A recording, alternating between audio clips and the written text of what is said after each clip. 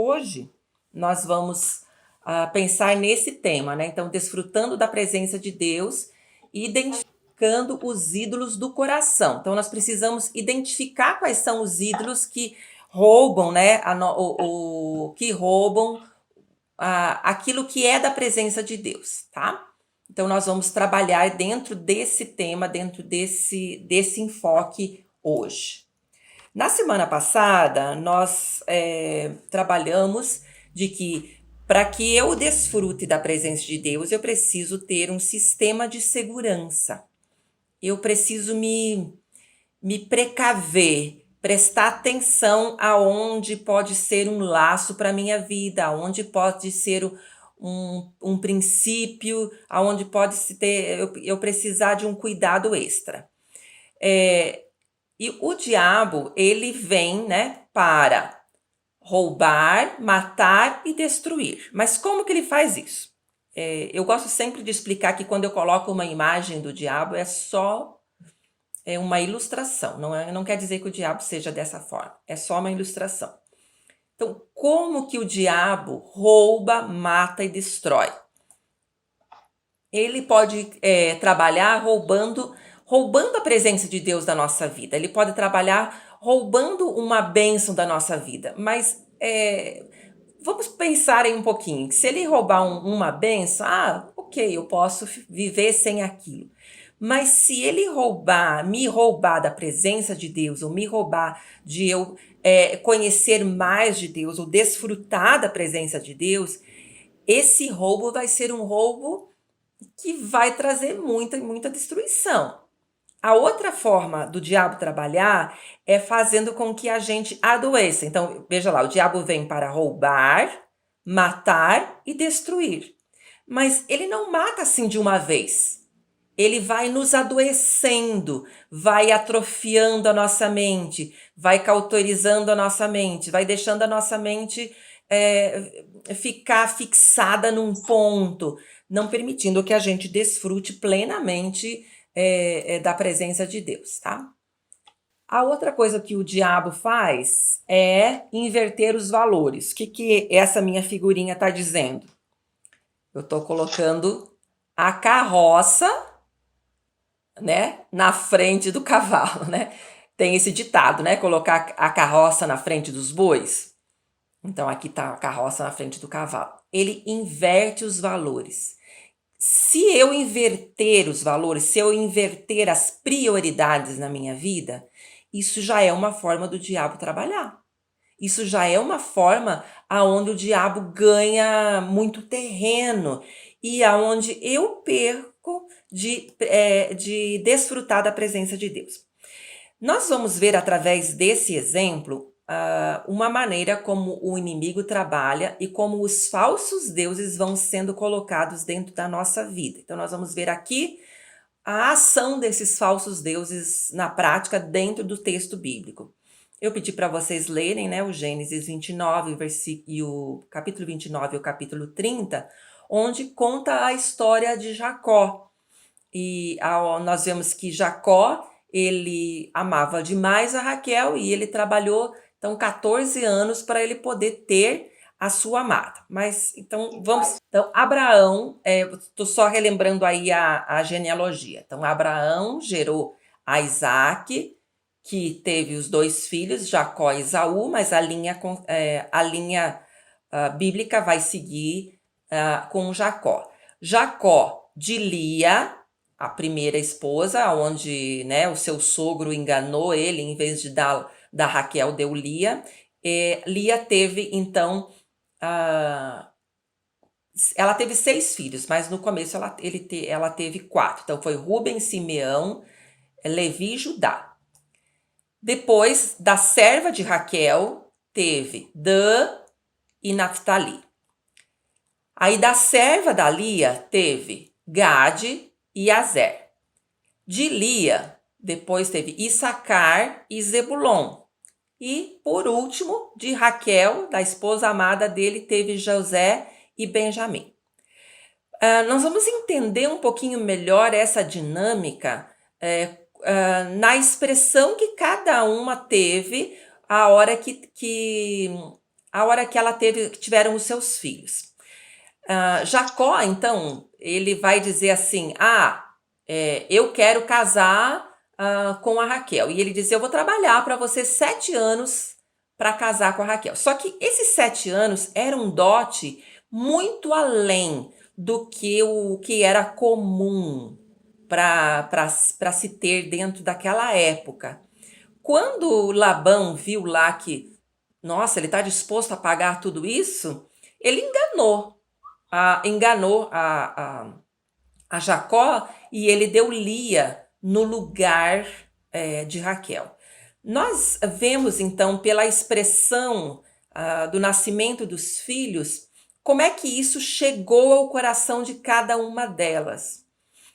Essa atitude que de uma certa forma demonstrava um amor imenso, mas de uma outra forma demonstra também uma obstinação, demonstra um valor invertido.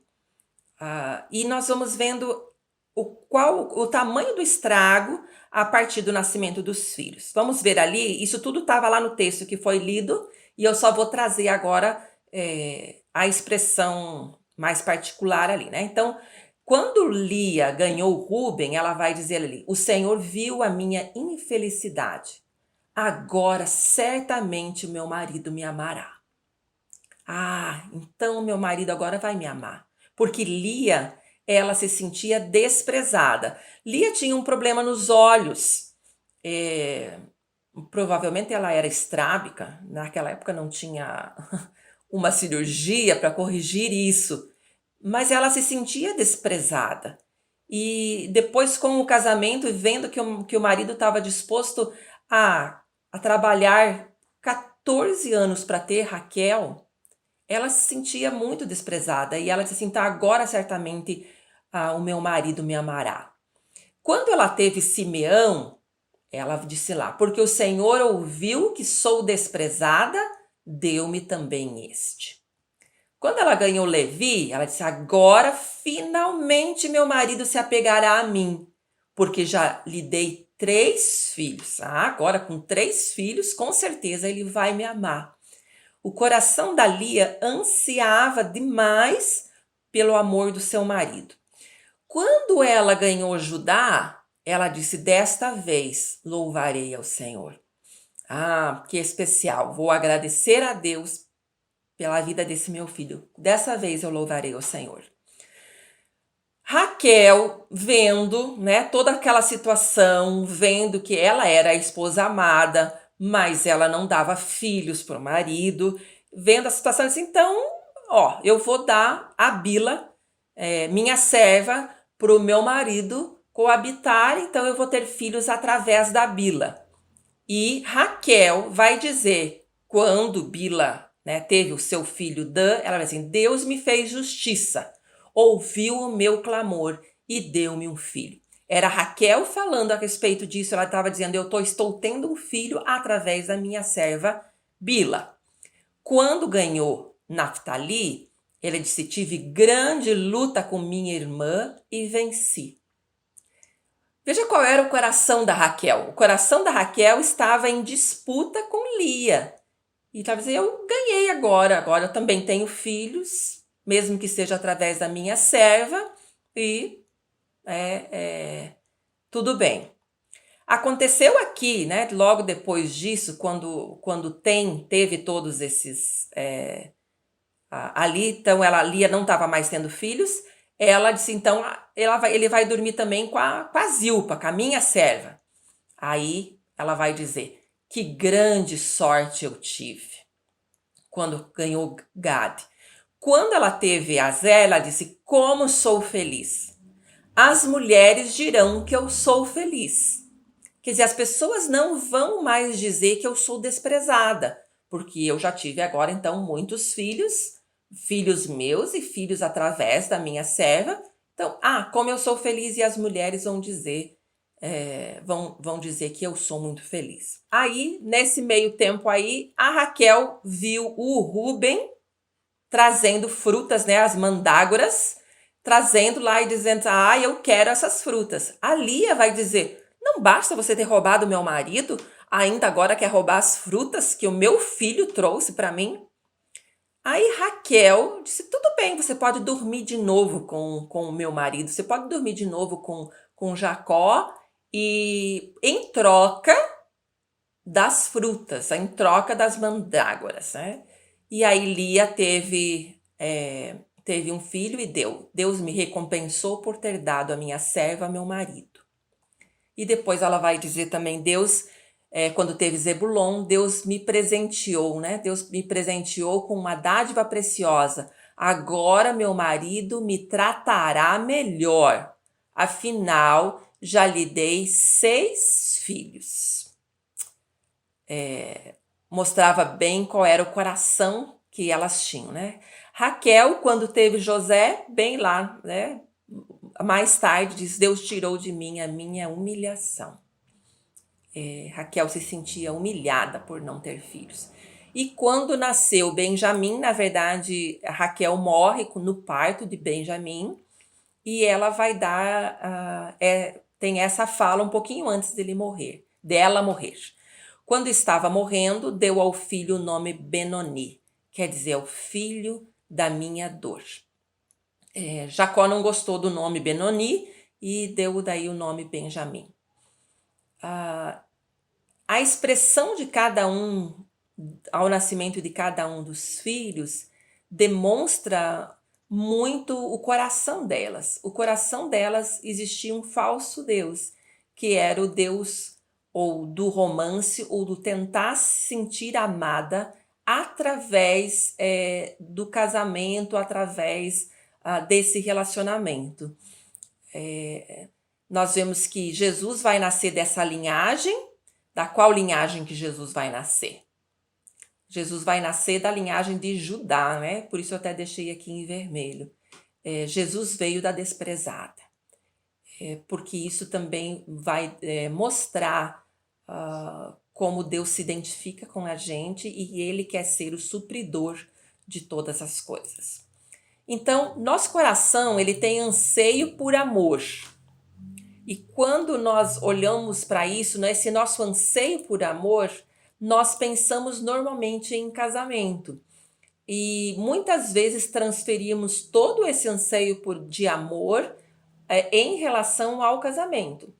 É claro que eu tenho que lembrar que o casamento foi instituído por Deus e é uma forma de amor. E também preciso ver que a própria expressão de Deus, a Bíblia vai dizer que Deus é amor. Deus é amor. E Ele nos criou com essa característica.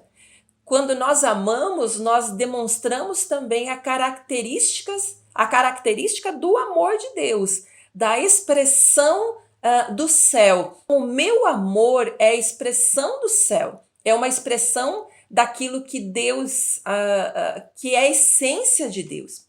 Mas quando o meu amor é obstinado, ou quando o meu amor é cheio de egoísmo, ou quando o meu amor é um amor que é doentio, esse amor não é a expressão do céu. Aí é um falso amor. É um amor onde não é a expressão de Deus. E veja que isso é confundido.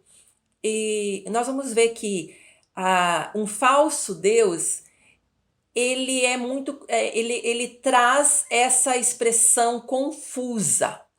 Nós nos confundimos, quer dizer, coisas boas, coisas que eram legítimas, mas que de repente perde a sua essência. Isso é idolatria. Isso é um falso Deus. Então, Deus é amor. E o ser humano foi criado em complementaridade relacional, quer dizer, um complementa o outro. Nós somos criados para nos relacionar um com o outro, demonstrando esse amor. Porque Deus quer ser relacional. E quando fala-se a respeito do relacionamento de casamento, também é uma expressão do relacionamento nosso com Deus ou da igreja com Deus. Deus nos criou dessa forma para sermos relacionais e para demonstrar o amor de Deus. né? Então, o casamento é símbolo do relacionamento de Deus com a igreja. Mas quando eu coloco as coisas de um modo invertido, eu vou estar, eu estou permitindo que o diabo roube de mim aquilo que é a essência. Quando nós lembramos da criação, quando tudo começou, tem a passagem lá dizendo que quando Deus criou Adão, diz que, né, então havia macho e fêmea, mas para Adão não havia alguém que realmente o completasse, o complementasse, e estava de uma forma completa. Mas o que foi que aconteceu foi que Deus fez o Adão cair em pesado sono. Olhem para as minhas figurinhas. E da costela de Adão, Deus trouxe alguém para ele. Deus trouxe a sua amada Eva e Adão disse: essa sim é osso dos meus ossos, né? Essa sim é minha companheira. Então, quando houve alguma coisa de que não era bom, quem disse que não era bom foi Deus. Deus disse: não é bom que o homem esteja só. E Deus é o supridor de todas as nossas necessidades. Mas muitas vezes o nosso coração vai em busca das nossas necessidades e faz da necessidade um Deus. Porque a idolatria é você transformar as coisas criadas em um Deus. Eu coloco nas coisas criadas a minha esperança. E eu deixo de lado aquele que é o supridor. Eu deixo de lado o Deus que é o Deus Todo-Poderoso que vai trazer para a minha vida aquilo que eu preciso. Vamos olhar um pouquinho para a história de Jonas, né? Já estou mudando de história agora de novo, para a história de Jonas. E teve um versículo durante essa semana, enquanto eu estudava, que me chamou demais atenção. Então eu vou contar um pouquinho da história de Jonas, só para que a gente possa chegar nesse versículo que é muito importante. Então, Jonas era um profeta e Deus o chamou para ir pregar em Nínive. Apronte-se, vá à grande cidade de Nínive e grite contra ela, porque a maldade daquela gente chegou aos meus ouvidos. Então, Deus disse para Jonas que ele deveria pregar em Nínive. Mas a vontade de Jonas não era ir. Aquele povo é muito pecador. Aquele povo era terrível. E eles então eu vou fugir para Tarsis. Ele não queria, né? Não queria ir. Jonas achou difícil aceitar o fato de que Deus pudesse oferecer misericórdia a Nínive, uma vez que seus habitantes mereciam um julgamento severo. Então, Jonas nessa hora se considerou um juiz e disse: eles não são merecedores, porque os ninivitas já tinham assolado a sua terra e tinham feito barbaridades. Ele disse: não, eles não merecem o perdão, eles não merecem a misericórdia de Deus, e eu não vou para lá, eu vou fugir para Tarsis, eu não vou ficar, não vou para aquele lugar. Então ele pegou um navio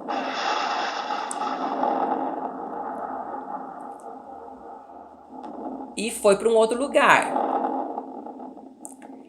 E diante de uma grande tempestade que ocorreu naquele momento, eles chegaram a Sórtis e descobriram lá que eles precisavam jogar Jonas no mar.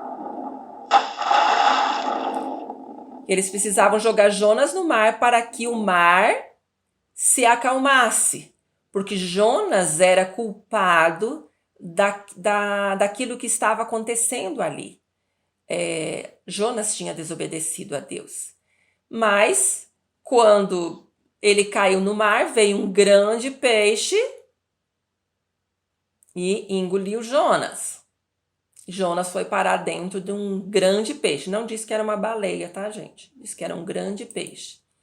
E lá, dentro do ventre desse grande peixe, Jonas vai fazer algumas ele vai refletir sobre algumas coisas. E veja o que é que ele vai dizer ali. Diz assim: quando já tinha perdido toda a esperança, voltei os pensamentos uma vez mais para o Senhor, e a minha premente oração chegou ao teu santo templo. Sem dúvida que quem adora deuses voltou as costas a todas as misericórdias que o Senhor pôde conceder. A mais ninguém prestarei culto senão a ti, e faloei com o coração profundamente agradecido. Com certeza que cumprirei as minhas promessas. Só do Senhor vem a salvação. Então, diz ali, né, que quem adora deuses ou quem adora falsos deuses voltou as costas a todas as misericórdias que o Senhor pode conceder.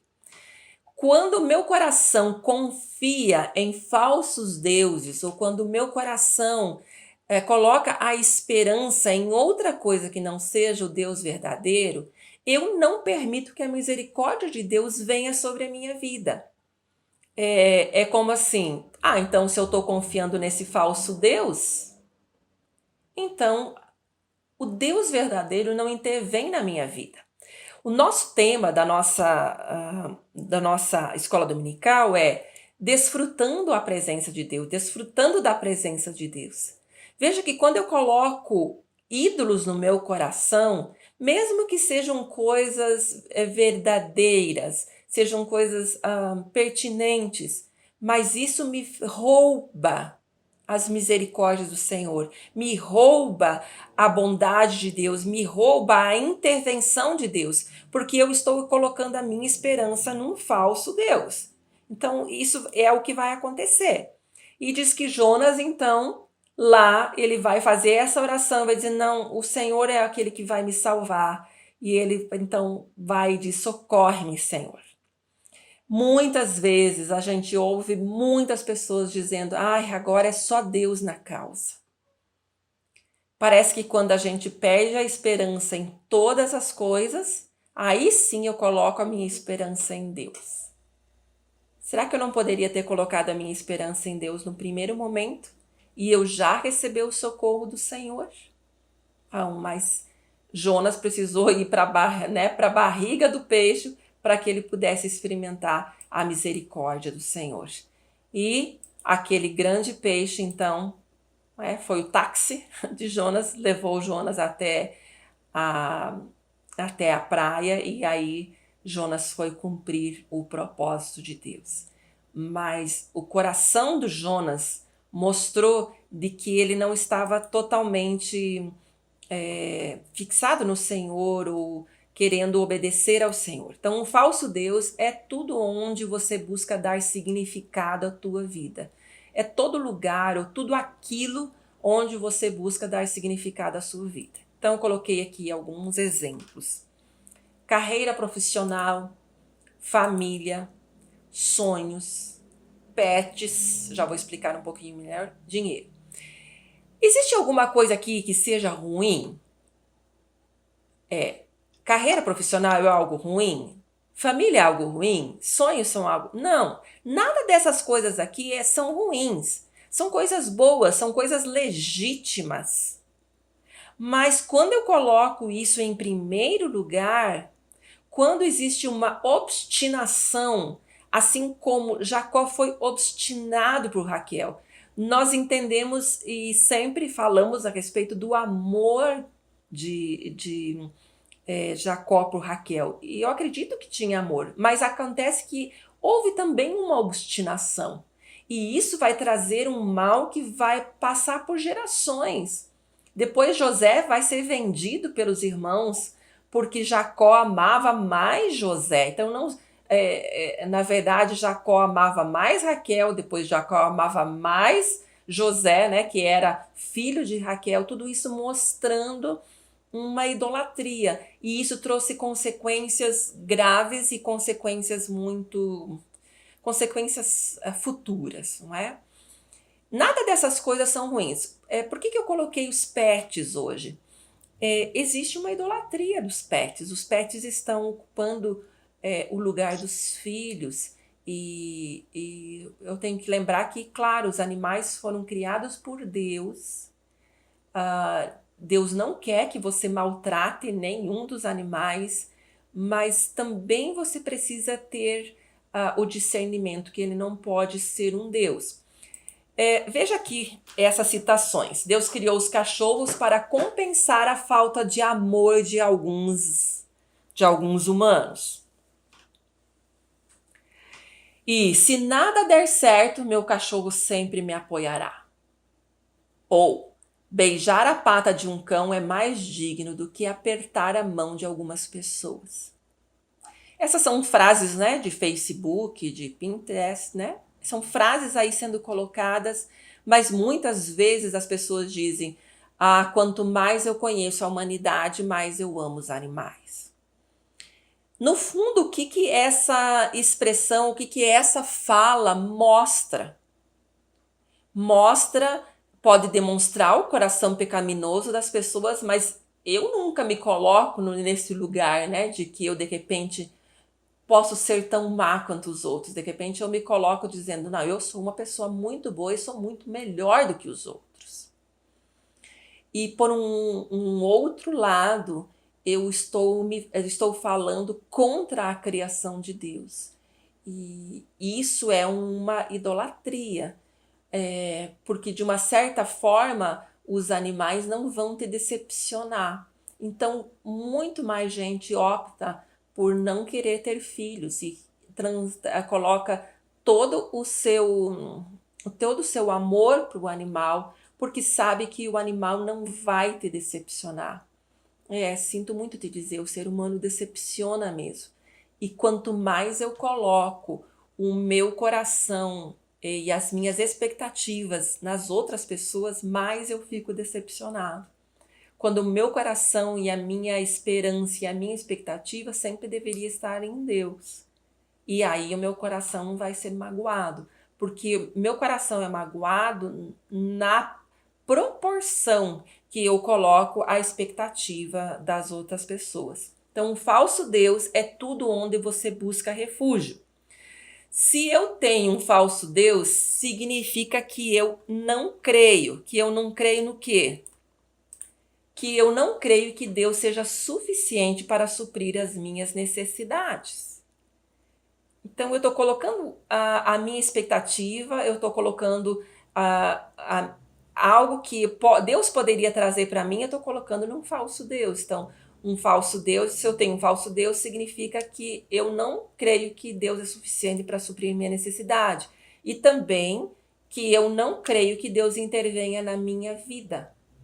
Que Deus não é suficiente para vir sobre a minha vida. Em Hebreus vai dizer que sem fé é impossível agradar a Deus. E eu preciso crer que Ele é galardoador. Quer dizer, que Ele vem e presenteia a minha vida.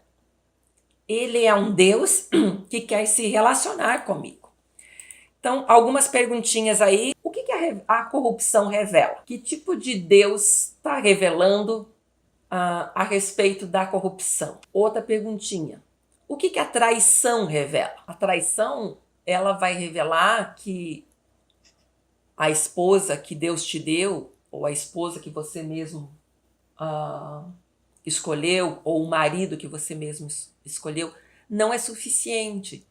A traição vai revelar também de que o plano de Deus não é tão bom assim. Quer dizer, eu não posso ser suprido no casamento, eu preciso ter algo mais. O amor que eu tenho dentro do meu casamento não é suficiente, eu preciso de algo mais. Então, a traição vai revelar isso, vai revelar de que Deus não foi suficiente para suprir minhas necessidades. O que a mentira revela? O que a inveja revela? A inveja vai revelar que Deus não supriu todas as minhas necessidades. Eu quero ter aquilo que o outro deu. Então está dizendo Deus foi mais generoso com o outro do que comigo.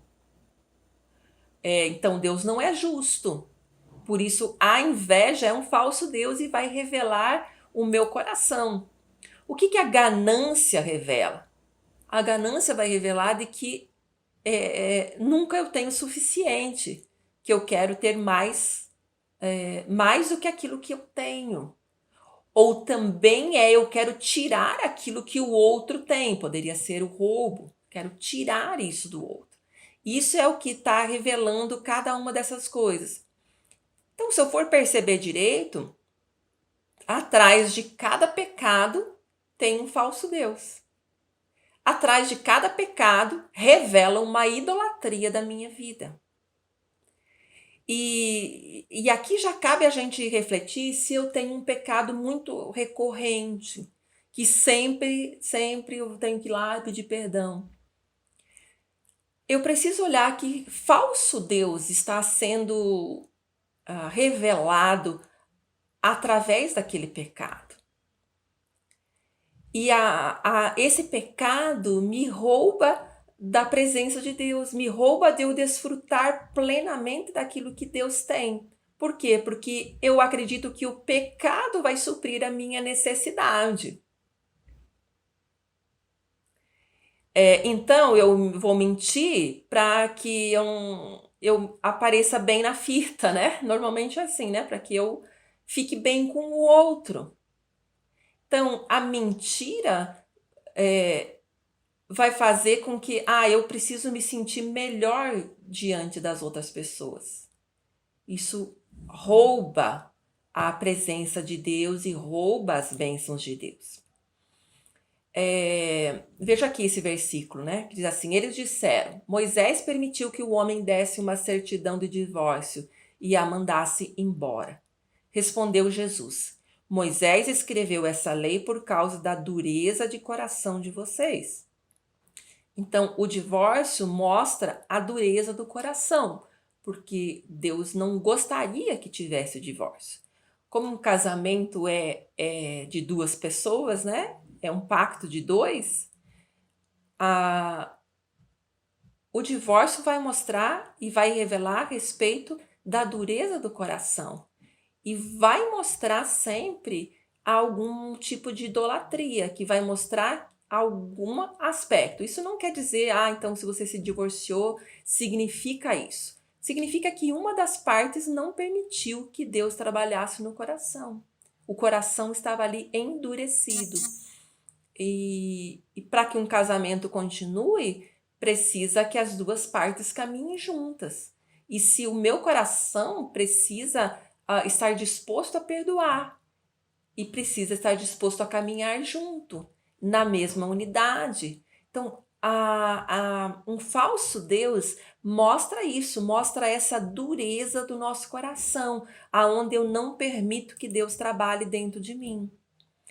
Vamos dar uma olhadinha nesse texto de Êxodo 32, do 1 ao 5. Diz assim, Êxodo 32, do 1 ao 5. Diz lá, o povo, ao ver que Moisés demorava a descer do monte, juntou-se ao redor de Arão e lhe disse, venha, faça para nós deuses que nos conduzam, pois a este Moisés, o homem que nos tirou do Egito, não sabemos o que lhe aconteceu.